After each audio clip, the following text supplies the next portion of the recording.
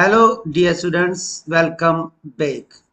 In this video lecture, we will talk about polynucleotides. And this topic is from chapter number 1, Biological Molecules Synth Text Board. So let's start polynucleotides. Dear students, हमने पहले ही discuss किया था कि nucleotides monomers होते हैं और ये आपस में ज्वाइन होकर पॉलीमर्स बनाते हैं, जैसा कि डीएनए डीऑक्सीराइबोन्यूक्लिक एसिड और आरएनए राइबोन्यूक्लिक एसिड। इनमें स्पेशली अगर हम डीएनए की बात करें तो डीएनए जेनेटिक मटेरियल होता है और इसमें इंफॉर्मेशन रखी होती है हमारी हेरिडिटी की। तो अब आप क्वेश्चन पूछोगे, what is heredity? What is heredity in genetics? Heredity refers to a specific mechanism by which characteristics or traits are passed from one generation to next via genes. तो heredity एक mechanism है जिसके through कुछ traits, जैसा कि हमारा आई colour, जैसा कि हमारा हेयर कलर, जैसा कि हमारी हाइट, जीन्स के थ्रू एक जनरेशन से दूसरे जनरेशन में ट्रांसफर कर दिए जाते हैं ये करेक्टर्स। और डियर स्टूडेंट्स, आगे लिखा गया है कि ये जो जेनेटिक इंफॉर्मेशन है हेयर कलर के लिए, आई कलर के लिए, हाइट के लिए, इंटेलिजेंस के लिए, ब्लड ग्रुप्स के लिए, तो बहुत सारे ट्रेड्स होते हैं। इनकी इंफॉर्मेशन हमारे डीएनए में इनकोड होती है, उनके कोड्स रखे हुए होते हैं जीन्स में। और डियर स्टूडेंट्स, ये जो कोड्स होते हैं वो हमारे डीएनए के जीन्स में होते हैं। अब आप देखें, यहाँ पे आपको एक सेल नजर आ रहा है, तो याद रखिएगा डियर स्टूडेंट्स, सेल के अंदर न्यूक्लियस होता है और न्यूक्लियस के इनसाइड हमारे क्रोमोसोम्स होते हैं। क्रोमोसोम्स में हमारा डीएनए होता है और डीएनए में जीन्स पाए जाते हैं। Cell contain nucleus, nucleus in turn contain chromosomes, chromosomes contain DNA and section of DNA is called gene and that gene codes for protein. तो डियर स्टूडेंट्स, हमारे डीएनए में जीन्स होते हैं। तो अब आप जीन्स को कैसे डिफाइन करोगे dear students? Genes encode information for making specific proteins which are responsible for specific traits of an individual.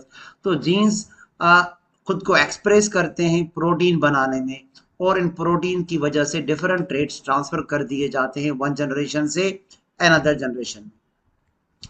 अब हम आते हैं डीएनए के स्ट्रक्चर की तरफ। Dear students, James Watson and Crick in the year 1953 इन्होंने डीएनए का डबल हेलिकल मॉडल प्रपोज किया। Look at the picture of Watson and Crick. Dear students, ये थे वाटसन और क्रिक जिन्होंने डीएनए का डबल हेलिकल मॉडल दिया 1953 में। और ये आप यहाँ पे देख सकते हो कि ये डबल हेलिकल मॉलिक्यूल है डीएनए का, डबल स्ट्रैंडेड डीएनए। डीएनए दो चेन्स का बना हुआ होता है, दो स्ट्रैंड्स का बना हुआ होता है जो कि एंटी पैरेलल होते हैं। एक सीधा होता है और उसके सामने दूसरा उल्टा होता है। तो एक चेन रन करता है 5 प्राइम एंड से 3 प्राइम एंड की तरफ और जो दूसरा रन करता है वो 3 प्राइम एंड से 5 प्राइम एंड की तरफ। तो दो चेन एंटी पैरेलल होते हैं। तो ये डबल हेलिकल मॉडल डीएनए का दिया वाटसन और क्रिक ने। अब हम इसके कुछ मेन पॉइंट्स पढ़ेंगे जो वाटसन और क्रिक ने डीएनए का डबल हेलिकल स्ट्रक्चर प्रोपोज किया। Each helix is made up of 4 types of nucleotide. तो सबसे पहले हम न्यूक्लियोटाइड को डिस्कस करते हैं। The basic unit of DNA is nucleotide. The structure of a nucleotide. सबसे पहले हम बीच वाला पोर्शन रखेंगे 5 carbon sugar, this is pentose sugar. और डीएनए में जो पेंटोज शुगर पाया जाता है वो होता है डीऑक्सीराइबोस। अब हम इसके कार्बन नंबर 1 पे ऑर्गेनिक बेस अटैच कर देते हैं जिसको आप नाइट्रोजीनियस बेस कहते हो। ये हो गया न्यूक्लियोसाइड। अब हम इस शुगर के कार्बन नंबर 5 पे फास्फेट अटैच कर देंगे और जैसे ही हमने फास्फेट अटैच कर दिया ये हो गया nucleotide N+S+P, nitrogenous base with sugar and phosphate is called nucleotide. और यहाँ पे लिखा गया है कि 4 डिफरेंट टाइप्स ऑफ न्यूक्लियोटाइड। अब देखें डीएनए में कौन से 4 डिफरेंट न्यूक्लियोटाइड्स होते हैं। DNA nucleotides contain which sugar? Deoxyribose sugar. DNA is made up of 4 DNA nucleotides. The DNA nucleotide contain bases. देखें, एडिनिन एक नाइट्रोजीनियस बेस है, थायमिन दूसरा नाइट्रोजीनियस बेस है, साइटोसिन तीसरा नाइट्रोजीनियस बेस है और गुआनिन चौथा नाइट्रोजीनियस बेस है। अब न्यूक्लियोटाइड के नेम्स इन नाइट्रोजीनियस बेसिस के ऊपर डिपेंड करते हैं। DNA has 4 types of nucleotide. तो देखें डियर स्टूडेंट्स, जो पहला होगा वो होगा adenine nucleotide, adenine sugar phosphate, ये हो गया एडिनिन न्यूक्लियोटाइड। दूसरा होगा cytosine nucleotide, cytosine sugar phosphate. तीसरा होगा thymine nucleotide, thymine sugar phosphate. और चौथा होगा guanine nucleotide, guanine sugar phosphate. तो आपने देखा चारों न्यूक्लियोटाइड में शुगर फॉस्फेट तो डीएनए में सेम है, मगर फर्स्ट पार्ट वेरिएबल है एडिनिन, साइटोसिन, थायमिन और गुआनिन, जिसके बुनियाद पर हम न्यूक्लियोटाइड्स के नाम रखते हैं adenine nucleotide, cytosine nucleotide, thymine nucleotide और guanine nucleotide. The bases differ in nucleotides. There are two types of bases, purine bases and pyrimidine bases. एक को आप प्यूरिन बेसिस कहोगे, दूसरे को आप pyrimidine bases कहोगे। Dear students, purines are double ringed structure. Look at it here. Here you see a double ringed structure. This base is classified as purine. आप इसको purine कहोगे। और अगर हम इसके एग्जांपल्स की बात करें तो एक होगा एडिनिन और दूसरा होगा guanine. Now remember, adenine and guanine both are purines. In simply you say A or G. A stands for adenine and G stands for guanine.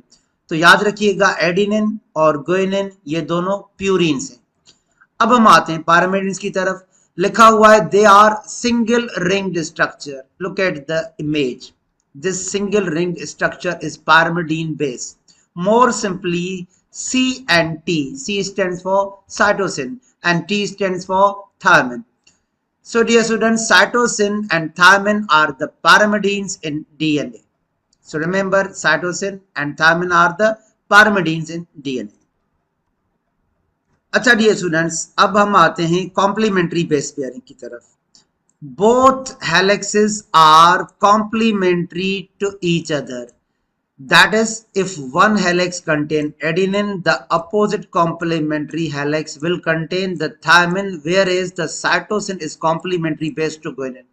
अब आप पूछोगे complementary base pairing क्या होती है? Dear students, complementary base pairing describes the manner in which nitrogenous bases of the DNA molecules align with each other. तो complementary base pairing में एक specific manner में डीएनए के न्यूक्लियोटाइड्स दो डिफरेंट हेलिक्स से जो आमने सामने होती है आपस में जुड़ जाते हैं। And this pairing is very specific. कैसे specific? Adenine pairs with the thymine and cytosine pairs with the guanine. Now two chains are joined by the bases. Purines always join with pyrimidine. एक helix में आप purine रखोगे तो सामने आप pyrimidine रखोगे। The base pairing is specific and complementary.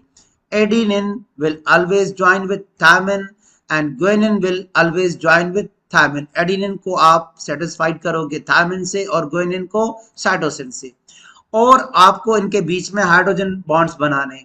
Basis are joined by which bonds? Dear students, hydrogen bonds.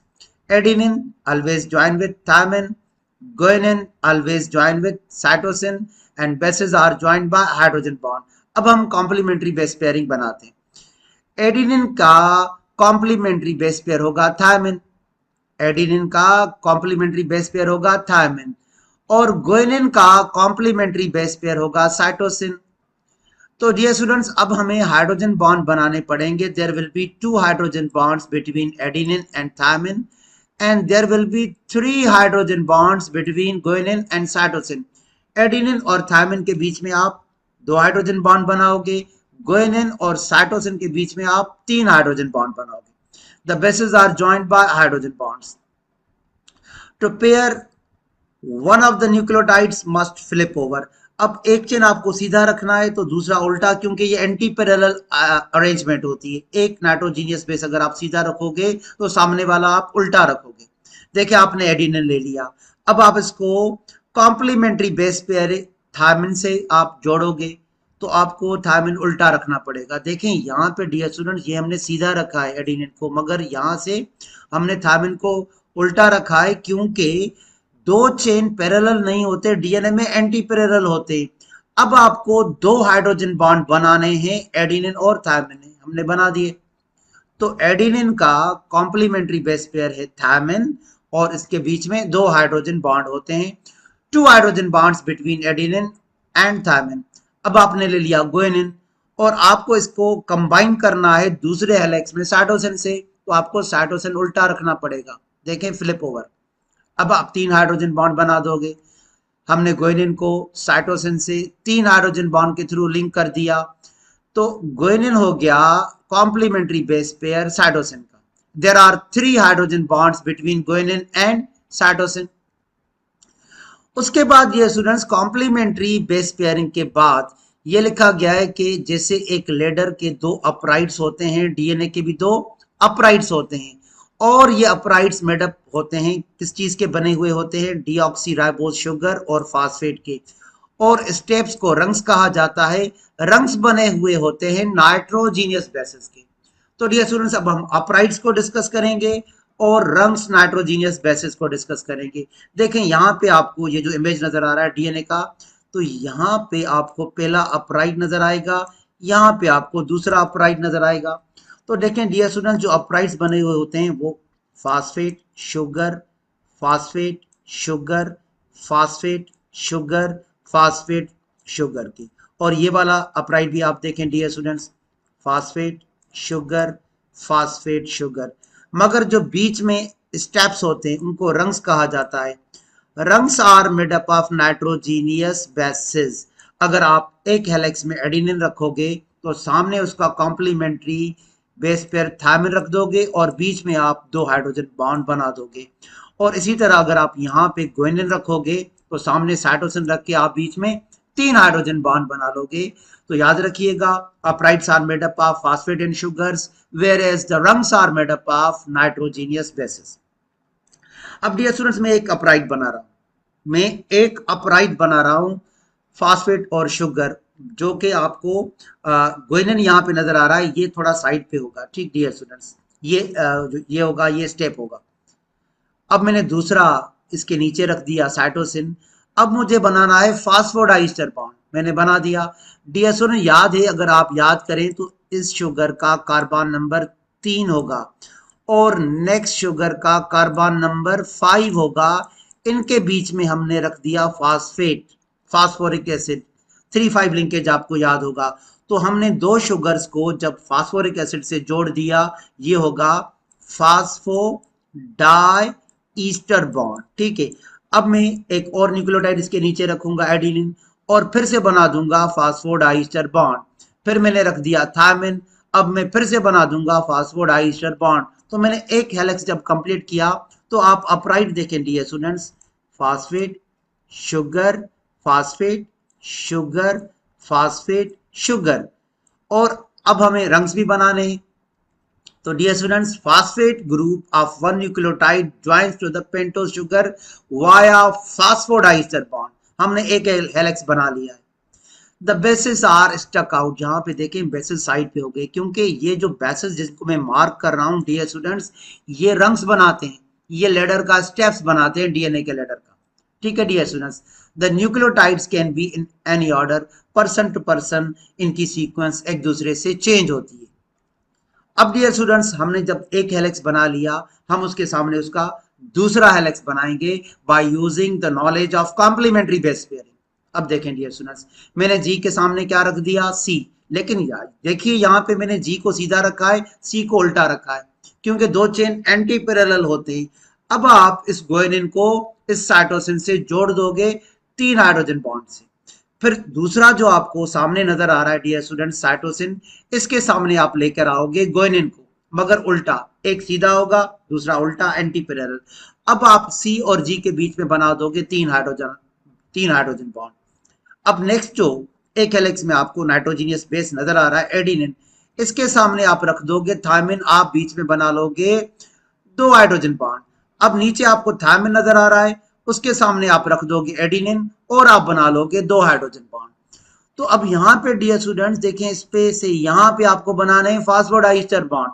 मैंने एक फास्फोडाइस्टर बॉन्ड बना दिया। अब यहाँ पे आपको बनाने हैं फास्फोडाइस्टर बॉन्ड, मैंने बना दिया। अब यहाँ पे आपको बनाने हैं फास्फोडाइस्टर बॉन्ड, मैंने बना दिया। तो देखें डियर स्टूडेंट्स, शुगर और फास्फेट जो आपस में जुड़ते हैं वो फास्फोडाइस्टर बॉन्ड के थ्रू जुड़ते हैं, मगर जो दो हेलिक्स के नाइट्रोजीनियस बेसेस होते हैं उनके बीच में हाइड्रोजन बॉन्ड होता है। ये आपको एक कंप्लीट डबल हेलिकल स्ट्रक्चर नजर आ रहा है डीएनए की हेलिक्स का। अच्छा डियर स्टूडेंट्स, अब हम आते हैं एंटी पैरेलल अरेंजमेंट। देखें, इस शुगर के ऊपर एक फास्फेट है कार्बन नंबर 5 पे, और बिल्कुल नीचे यहाँ पे जो शुगर होगा उसके कार्बन नंबर 3 पे OH होगा। ठीक है, तो एक चेन रन करेगा 5-3 डायरेक्शन में, सामने वाला उल्टा है तो ये रन करेगा 3-5 डायरेक्शन में। अब यहाँ पे कार्बन नंबर 3 पे होगा एक हाइड्रो ऑक्साइल ग्रुप OH, और यहाँ पे कार्बन नंबर 5 पे होगा phosphate. Anti parallel arrangement, 2 strands of the DNA run anti parallel. देखें यहाँ पे लिखा गया है कि एंटी पैरेलल के माने हैं ये अपोजिट डायरेक्शन में दो हेलिक्स रन करते हैं। एक रन करता है 5 prime end to 3 prime end, और दूसरा रन करता है 3 prime end to 5 prime end. देखें डियर स्टूडेंट्स, अब यहाँ पे 5 प्राइम एंड है और नीचे 3 प्राइम एंड, और यहाँ के ऊपर आपको 3 प्राइम एंड और नीचे, तो ये रन करेगा 5 प्राइम एंड से 3 प्राइम एंड। तो यहाँ पे जो 5 एंड है इसको पढ़िएगा, यहाँ पे जो 5 एंड है उसके लिए ये लाइन लिखी गई है, the 5 end has a 5 carbon attached to phosphate. यहाँ पे 5 कार्बन पे आपको फास्फेट जुड़ा हुआ मिलेगा। अब अगर आप नीचे वाली शुगर को देखें, उसके कार्बन नंबर 3 को, the 3 end has a 3 carbon number attached to hydroxide, तो ये रन करेगा 5 प्राइम एंड से 3 प्राइम एंड की तरफ। अब आप सामने वाले को देखें, यहाँ जो दूसरा चेन है वो फ्लिप ओवर हो गया, उल्टा हो गया। तो यहाँ पे जो 3 एंड आपको नजर आ रहा है, 3 एंड, 3 एंड, जो 3 एंड है उसको आप उसका कार्बन नंबर 3 देख लें तो उस पर क्या अटैच किया गया है, हाइड्रोक्साइल ग्रुप। और नीचे वाली आप देखें, ये जो लास्ट वाली शुगर है इसके ऊपर आपको एक अनबाउंड फास्फेट मिलेगा जो दूसरी शुगर से बाउंड नहीं है। तो दूसरा चेन रन करेगा 3 प्राइम एंड से 5 प्राइम एंड की तरफ, इसको कहते हैं एंटी पैरेलल अरेंजमेंट। और डियर स्टूडेंट्स, वाटसन और क्रिक के मॉडल में डीएनए के जो दो हेलिक्स होते हैं उनके बीच में जो डिस्टेंस होता है वो 20 एंगस्ट्रॉम का होता है।